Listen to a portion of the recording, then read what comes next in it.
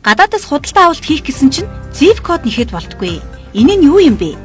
Бүсчлийн код буюу zip код гэдэг нь Монгол Улсын нутаг дэвсгэрийн бүсчлийн хуваарийн дагуу засаг захиргааны нэгжийн болон хот суурин хэсгийн байршлын тухай мэдээллийг давхардуулан оноохгүйгээр нөөц бүхий 5 оронтой тоогоор илэрхийлэгдэнэ.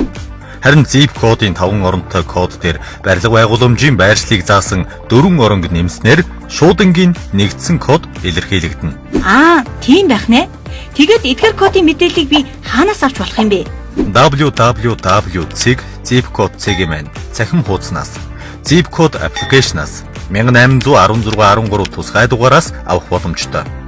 Zip код болон шуудангийн нэгдсэн кодыг өөр юунд ашиглаж болох вэ? Шуудангийн хаягийн хүргэлтийн үйлчилгээ, төрийн үйлчилгээ, захиалагт худалдааны үйлчилгээнд тус хэрэглэнэ.